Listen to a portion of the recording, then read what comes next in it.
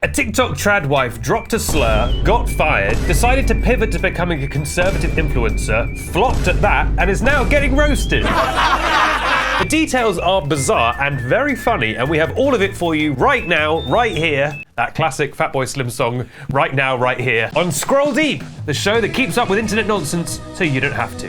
Right now, right here, right now. So, Lily Gaddis, who goes by the username Lidis, was a TikTok trad wife influencer who posted the usual trad wife stuff, you know, traditional wife stuff. She'd be baking, she'd be talking about how much she loves her husband and obeys her husband, you know, all that kind of stuff. And she also kind of just did generic rants. And she first went viral when she posted a video of her yelling in her car about how she hates nerds. So all those nerds in high school, like the weird theater kids and the anime people and you know who I'm talking about, the people we didn't hang out with. So they've grown up now, and they're the ones making the laws. They're the Mark Zuckerbergs. They're the Faucis of the world of nerds. And about how she was a popular girl in high school, and she hates nerds, and she hates that all the successful people are people who were nerds in high school, and we should stand up to them and stuff. Why are we scared of these people? They were massive losers in high school, and they're massive losers today. And everyone was generally just kind of baffled by that. I feel like that's very not the thing to do, of like, actually the cool kids in high school are the real heroes. I feel like no one ever goes for that. But then she decided to drop a TikTok where she was baking and just casually dropped the N-word in the middle of a little speech. I say casually, she clearly like nervously builds up to it. You can tell she's like, should I do this? Yeah, that's a good idea. And she does. Hoggers!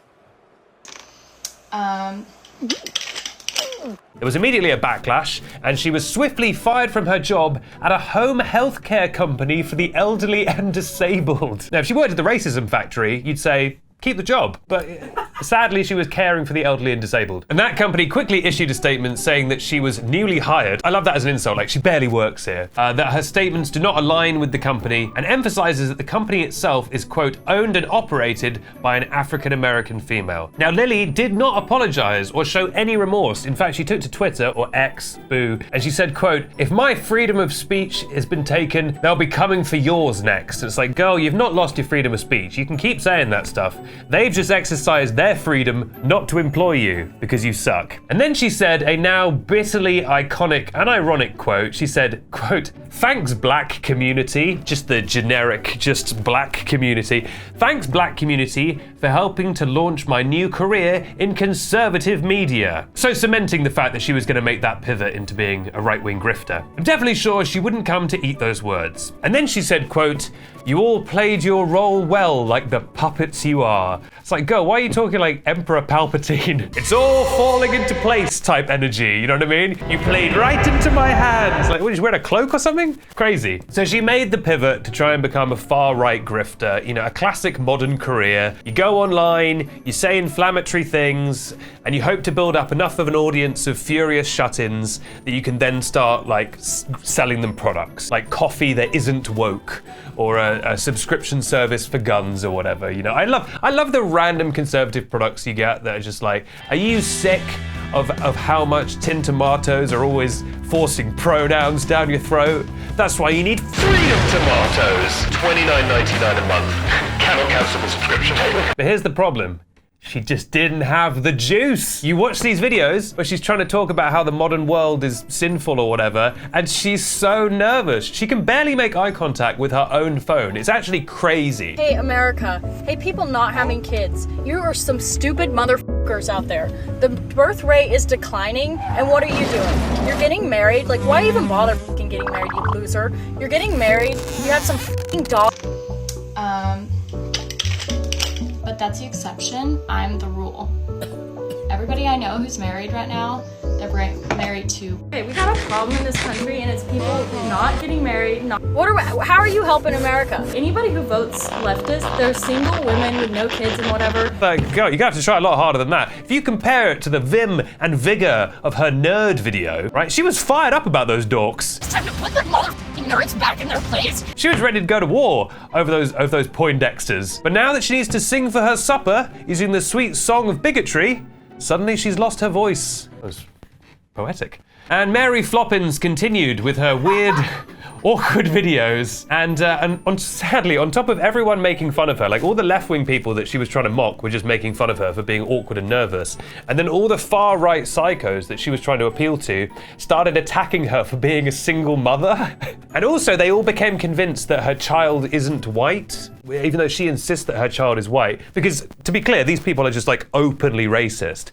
And so you had these incredibly pathetic scenes of her on Twitter arguing with these people being like, no, my son is white, I swear, love me. Problem is these days, right, the bar for like how deranged you have to be online to get a reaction out of people. The bar is so high, or I guess low, depending how you look at it. You know, back in the day, you could go on and be like, I don't think women should vote. And people will be like, that's crazy. And people will be like, he's a truth teller or whatever. Now, people say nuts stuff like that all the time. A person who says stuff like that was elected president, you know? So you have to go so nuts now to even move the needle. And she was not prepared to go full nuts.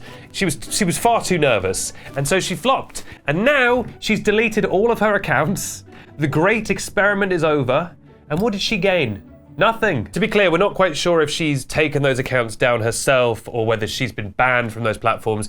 I mean, her Twitter is gone. At this point, I think she must have done that voluntarily because you can murder someone on Twitter and they won't ban you anymore. Like, it's just Wild West over there. So I feel like maybe she voluntarily took her Twitter down because she was just getting roasted so much by everyone across. It was like the one thing that united the political spectrum was just making fun of this one woman. And her TikTok has also been taken down, but that might have been TikTok doing the right thing and being like, this woman sucks.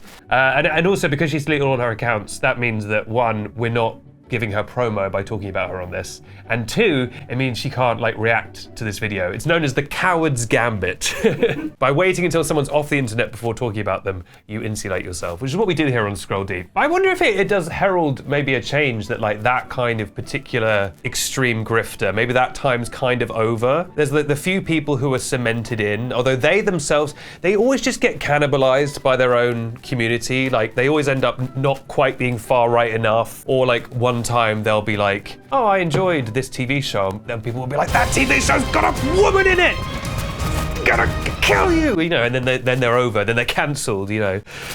So maybe that era is over. Can't say I'm gonna miss it. But there we go, the trad wife to grifter to unemployed pipeline is real and should be avoided. But ultimately, I guess the elderly and disabled people of that one home have been spared being around that woman. So in a way, she's done them a favor. But what do you think about this? Hopefully you mostly agree with me, otherwise I don't really want to hear it. And if you've made it this far into the video, let me know your favorite quadruped as a creature that walks on 4 legs. Would it be a hippo? Would it be the noble horse? People in the comments who see you commenting about these animals, they will be confused. That's because they haven't had the dedication to make it this far into the video and are cowards themselves. I think I read the other day that the hippo is the closest living relative to the whale. Like they literally are land whales. It's quite cool. Actually, apparently, I think whales apparently whales went out of the ocean onto land and then went back in. They're like the only creature that did that. They're like, screw this. Yeah, they were like, this place sucks. Back to the ocean with me. Anyway, this has just been whale time at the end of the show. What's your favorite quadruped? What's my favorite quadruped?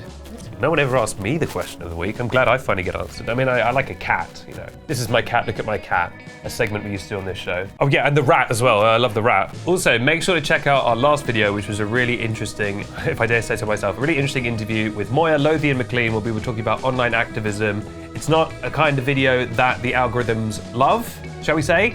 But we've put some clips up on TikTok, and we've also put the full thing up on our YT. I'm going to say that out loud because TikTok doesn't like when you say it, but the full thing's up there. It's a really interesting video where Moya has some amazing insights about like online activism and does it work and all that kind of stuff. So check it out. I've been Benedict Townsend. This has been Scroll Deep, and till next time, bye.